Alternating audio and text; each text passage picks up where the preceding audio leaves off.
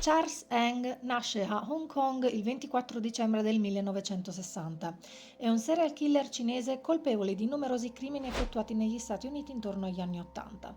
Si sospetta che abbia torturato ed ucciso tra le 11 e le 25 vittime insieme a Leonard Lake.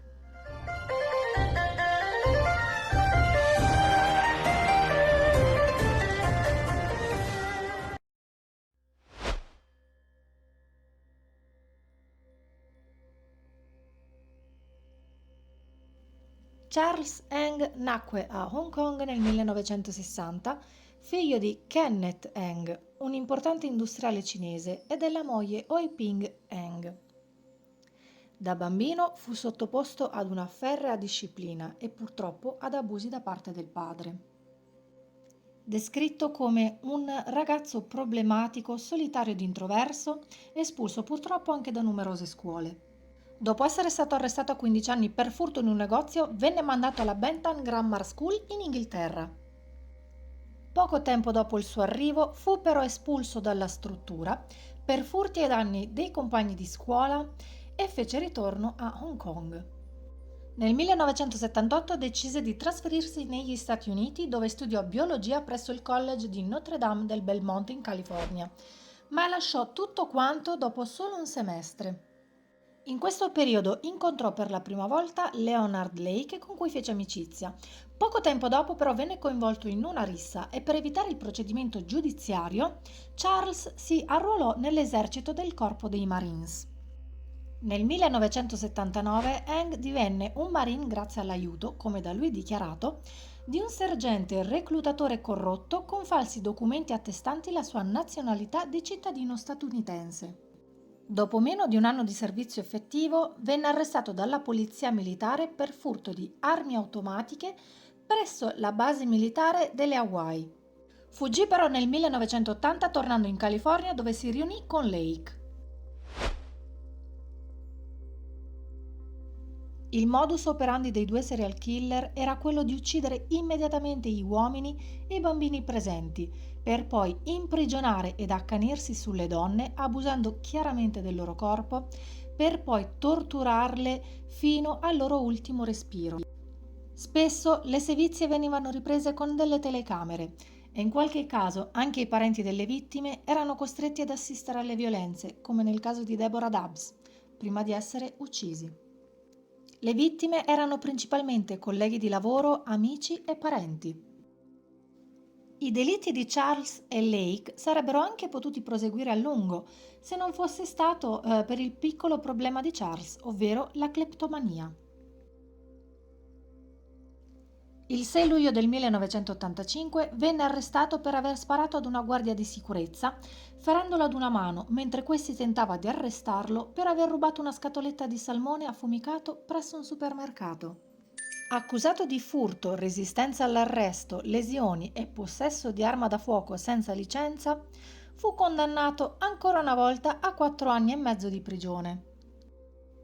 Dopo aver scontato la pena, Charles rimase in carcere dietro richiesta di estradazione da parte delle autorità dello Stato della California.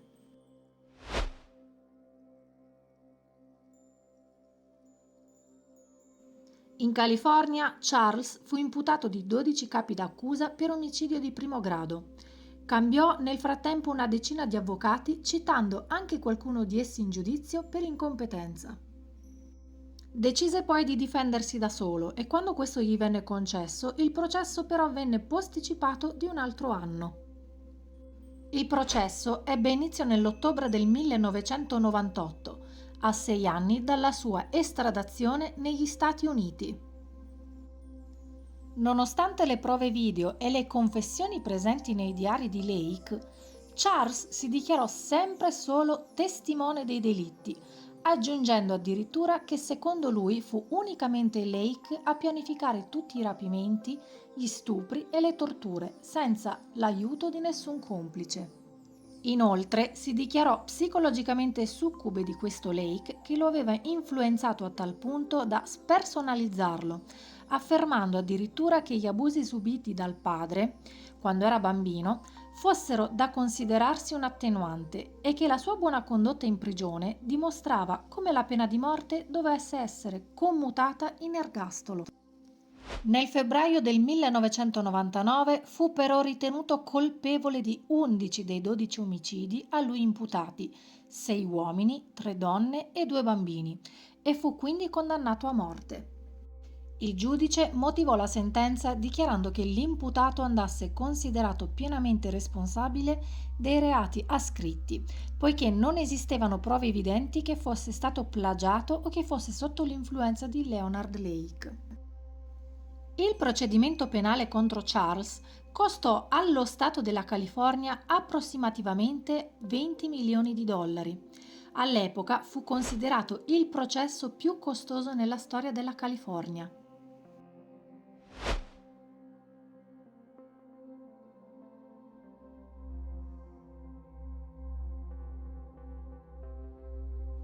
Attualmente Charles è in attesa di esecuzione presso il braccio della morte del carcere di San Quintino in California. Leonard Lake, invece, a seguito del suo arresto nel 1985 per possesso di armi illegali, furto d'auto e false credenziali, inghiottì alcune pillole di cianuro che nascondeva addosso e morì 4 giorni dopo. Resti umani, filmati delle sevizie e i suoi diari rinvenuti presso il capanno confermarono il coinvolgimento di Charles negli omicidi.